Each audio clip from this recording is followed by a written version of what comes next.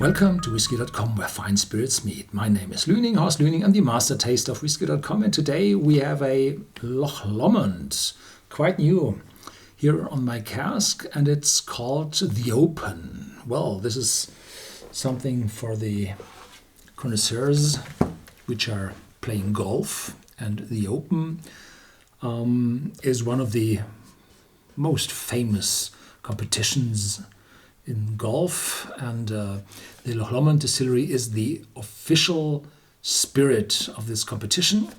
And Loch Lomond was sold to a younger group of people, and it was, I think, in 2014 or 15, and they bring out a very lot of new bottles and special bottlings, and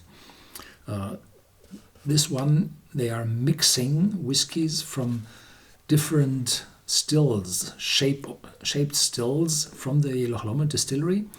I was there, I visited it, and from the inside I just have a few photos, no videos. And there you can see there are pot stills, classical pot stills, very pear-shaped, onion-shaped. And there's a second pair of stills, which are called the Inchmurren stills, which have a rectifier on top, a very straight neck. And this rectifier has, I think, 5 plates in it, where the alcohol is very purified, and which result in a very fruity, elegant spirit. There are Inchmurren whiskey on the market, and I had some here on my cask already, so just look in YouTube or on Whisky.com in our whiskey database. There you'll find the videos to the Inchmurren. This one is for this golf competition, The Open, and there is the claret jug. This is the prize you're able to win. And this prize was first issued in 1873, but the distillery is even older. It's 1814. So, and then they are now mixing whiskies from a single distillery. So it's called a single malt, but from different shaped stills. And they use 4 spirit styles. And they have American oak casks for the maturation. And they are from their own cooperage. And when I visited the distillery, I also had a look at the cooperage, and there they are doing the rejuvenation of the casks. That means you have a brush, mechanical brush from steel, and then you're turning the cask and the brush, and then you tear out every residue of the charcoal layer from the inside, and then you flame it from the inside, or you first toast it with over 150 degrees centigrade, then you flame it to bring out to produce a charcoal layer, which is a filter to the very sharp faints and compounds in the whiskey. And the heating of the staves result in the cutting from the celluloses to wood sugars, and then they are caramelized, and from that the whiskey gets its color and the light caramelized taste.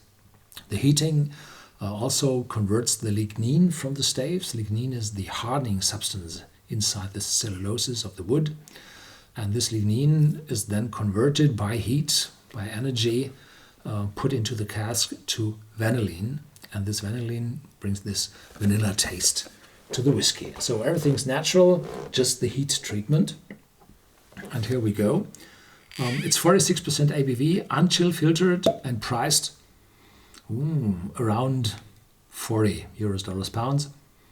And it's very fruity on the top, on the cork.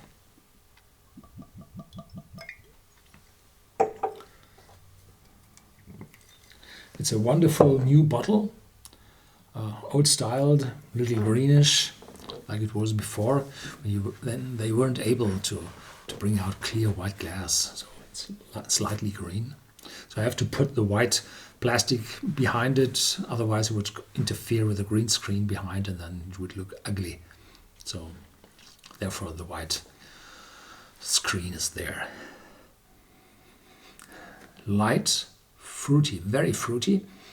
And those two stills, one the very pear-shaped, result in hefty, intense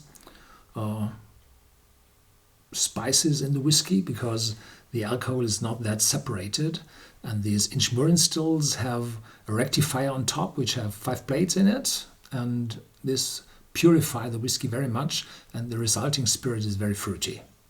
Did I say that? Yeah, probably. So I took quite a number of videos, even in other languages, so don't remember exactly. Yeah, so very fruity. It's peaches, it's pears, probably apple. We have half a dozen apple trees in our garden. They are ripe just now, and everyone tastes different, different species. And so every now and then I find apple notes in whiskey because they are tasting so differently. Then there's vanilla and a little bit of oakiness coming through, but very light. It's more caramel, vanilla, fruity sweet. And this is the part of the Inchmurrin stills.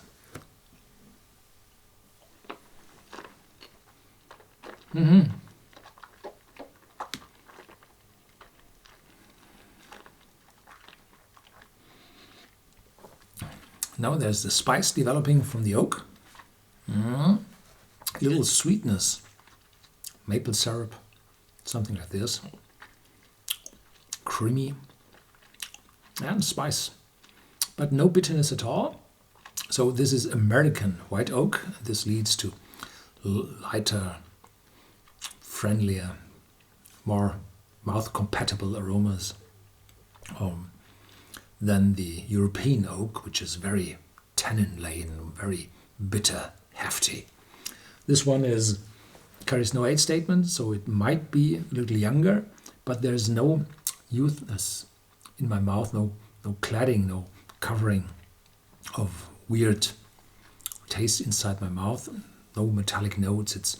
It's matured, and this should happen or should have happened through the Inchmurrin stills with this rectifier on top, where all the fusel oils are left behind, and just a little bit of Loch Lomond distilled whiskey in it, that it gets some spiciness together, or some intensity together with the spiciness from the oak. And now the spiciness is already gone. It's light American white oak, and because this whiskey is not that old, it's not too hefty, but these rejuvenated casks bring some fresher oaky spiciness in it. Officially, there should be a little bit of smoke in it. Not really. I think this is from the boundary layer between the charcoal, from the flaming, and the treated layer of the white oak, which comes from the toasting of the cask during rejuvenation. Yeah, interesting.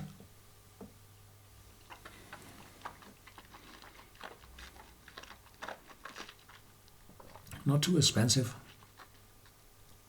Yeah, good value for the money.